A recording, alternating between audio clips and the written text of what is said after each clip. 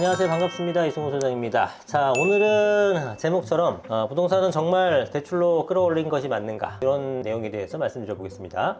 최근 들어서 부동산은 대출로 끌어올린 가격이기 때문에 정상적인 가격이 아니다 라는 말씀을 하십니다. 그렇기 때문에 대출을 끊어버리면은 부동산 가격이 못 오른다. 그런데 이건 제가 말씀드렸었죠. 대출을 규제를 하는 거에 대해서는 지속성이 있을 수가 없다라는 겁니다. 그렇기 때문에 일시적으로 가격을 좀 끊어놓고 거래량을 줄일 수는 있어도 이게 지속할 수 없기 때문에 장기적으로 보면 상승한다라고 한 일주일 전 영상에서 말씀드렸습니다. 자, 그러면은 부동산이 정말 대출로 끌어올린 것이 맞는가에 대한 결론을 말씀드리자면 맞습니다. 네, 부동산은 대출로 일정 부분 가격이 오른 것을 부정할 수는 없죠.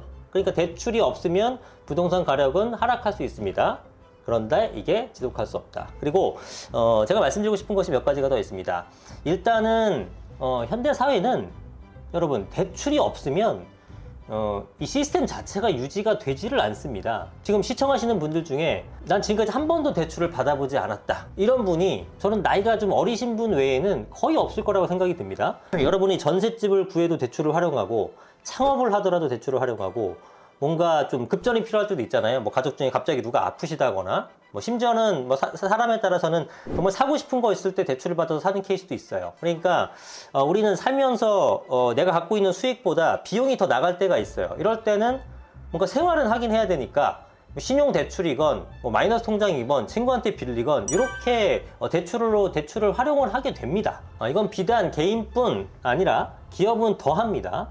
우리나라 상장회사 중에서 대출이나 투자금에 대한 유치 없이 기업 활동을 하는 회사가 정말 단 하나라도 있을까요? 우리나라가 아니라 전 세계 회사 중에서도 없을 겁니다. 주식 발행을 통해서 하건, 회사채를 발행을 하건, 은행에서 대출을 빌리건, 내 자본만 갖고 회사를 운영하는 곳이 있어요?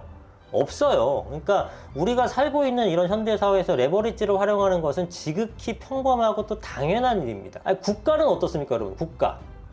전 세계 국가 중에 부채가 없는 나라가 거의 없죠? 국채를 발행하지 않는 나라는 아예 없는 거고요. 국채를 발행한다는 게 뭡니까? 대출을 활용한다는 거잖아요. 그러니까 여러분이 말씀하신 대로 부동산이 정말 빚으로 끌어올린 가격이다. 그렇기 때문에 그것이 비정상적인 가격이라면 우리가 살고 있는 이 사회의 정상적인 가격이라고는 찾아볼 수가 없는 겁니다. 대출을 인정하지 않는다는 것은 기업이나 국가의 존속 자체가 힘들어지는 거고, 이건 우리 사회 시스템 자체를 부정하는 거예요.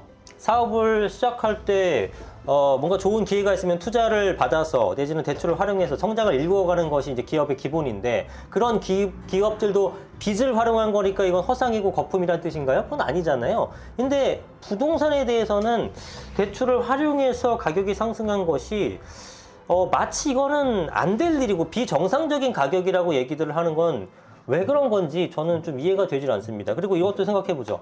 우리 사회에서 빚이 없이 살아가는 방법이 그게 현명한 걸까? 저는 이런 생각을 합니다. 그러니까 개인의 생각은 물론 틀리니까 당연히 각자의 결정을 존중을 하는데, 그런데 대출을 활용하지 않는 사람이 우리 주변에 거의 없고, 사실상 대출을 활용하지 않는 몇몇 소수의 분들을 만났을 때 정말로 그들이 상당히 높은 확률로 부자가 아닌 것을 확인했을 때 저는 뭔가 좀 깨달음을 얻었습니다. 내가 감당할 수 있는 범위 안에서 대출을 활용하는 것은 이건 정말 매우 중요하구나라는 걸 느꼈죠. 어떤 의미인지 아시죠? 그러니까 여러분, 이게 돈을 좀 터부시하고 대출을 터부시하고 이러면은 돈을 벌기가 정말 힘듭니다. 여러분이 투자를 고려하시는 것은 어찌됐건 1차적인 목표는 돈을 벌기 위함이잖아요.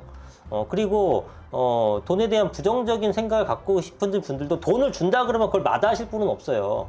경제적으로 넉넉해지는 거에 대해서 반대할 사람이 뭐 얼마나 있겠습니까? 99.9%의 사람들은 다 좋아하죠. 그러면 여러분들이 어떤 돈을 벌기 위해서는 돈에 대해서 아주 부정적인 생각을 일단 버리시는 게 최우선일 것 같습니다. 그죠? 부정적인 생각을 갖고 있는데 부자가 될 수 있다고 생각하는 것 자체가 모순이잖아요.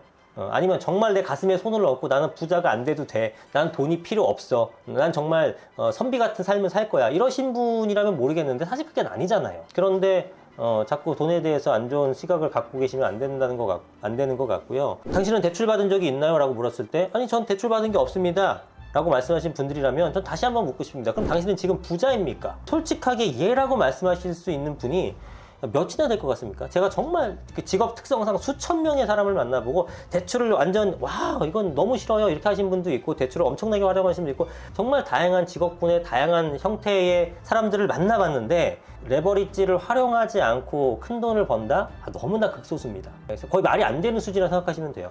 일정 범위까지는 가지. 예를 들어 뭐 대기업 임원이다. 그러면 받는 소득이 많기 때문에 굳이 대출을 활용하지 않더라도 어느 정도까지는 가죠. 그러나 그분들도 대출을 활용하셨으면 더 큰 부자가 될 가능성이 훨씬 더 높았죠. 그래서 부동산은 대출을 활용하는 거 당연한 거고요.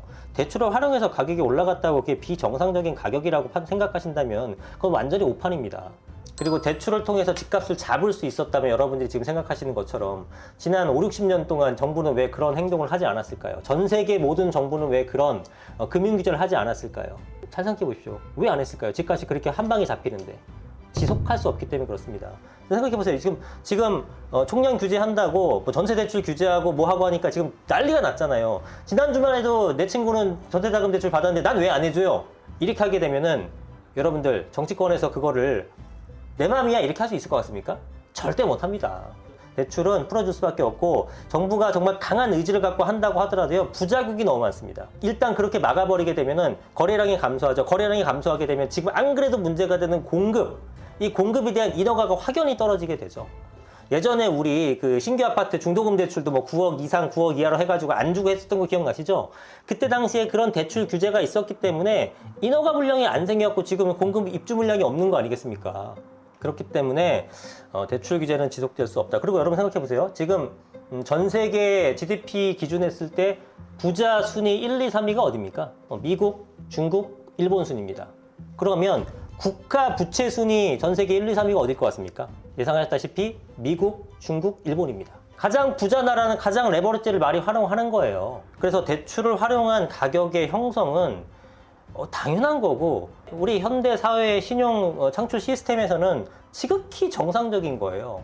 그거를 부동산에 갖다 대게 되면 대출로 일으켰으니까 비정상이야 라고 얘기하는 거를 말씀하시는 분들이나 그거를 믿고 맞아 그래서 거품이 꺼질 거야 라고 믿는 분들이나 저는 좀 안타깝습니다. 오늘 제 얘기를 잘 한번 생각해 보시고 향후 부동산에 대한 시각을 좀 바꾸는 계기가 되셨으면 좋겠습니다. 오늘 영상 여기까지 하겠습니다. 감사합니다. 이승훈 소장이었습니다.